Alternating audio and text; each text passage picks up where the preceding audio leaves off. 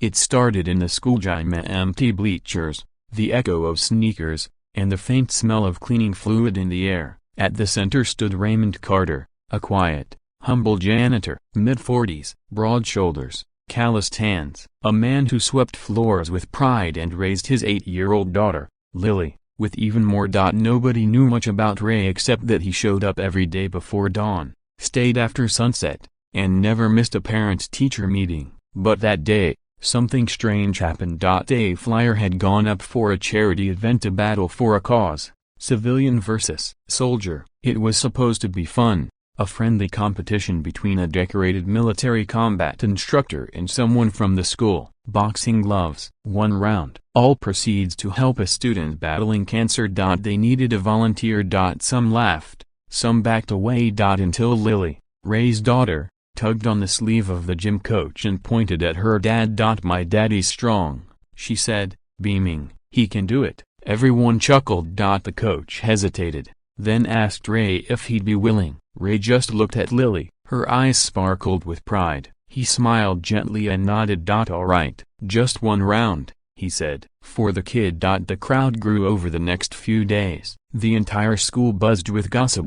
People said it was crazy. The man Ray would face was Staff Sergeant Blake Holdina, a U.S. Army combat trainer, 6'3", built like a tank, known for his strict discipline and zero tolerance for nonsense. He'd returned from deployment 6 months earlier and was now volunteering with youth programs. Ray's gonna get flattened, someone said. He's just a janitor. But Ray said nothing. He trained in secret after hours, jogged quietly before dawn, wrapped his knuckles in old rags when no one was looking. Until the night of the match arrived. The gymnasium was packed. Teachers, parents, students, even the local news showed up. Lily stood in the front row, holding a handmade sign, "Go, Daddy, be brave." Blake entered first, a confident, calm, nodding to the crowd. Then came Ray, wearing worn sneakers, an old hoodie, and borrowed gloves. The bell rang. The match began. The first few seconds were expected. Blake advanced fast, testing him with jabs, light punches. But Ray, a broken bar, dodged, moved like water, eyes narrowed. Blake increased the pressure. And then Ray countered. A quick step, a fluid block, a precise hit to the ribs. Not hard, but clean. Blake paused, surprised. The crowd gasped.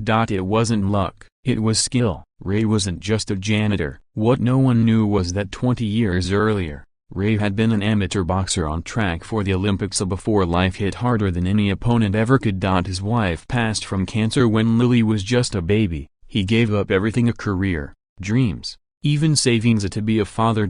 He swept floors to keep food on the table. He trained alone to stay sane. But now, in front of a roaring crowd, something stirred. Not pride, not ego. Purpose. And Blake, he recognized it. Halfway through the round, he dropped his guard and smiled. "Where'd you learn to move like that?"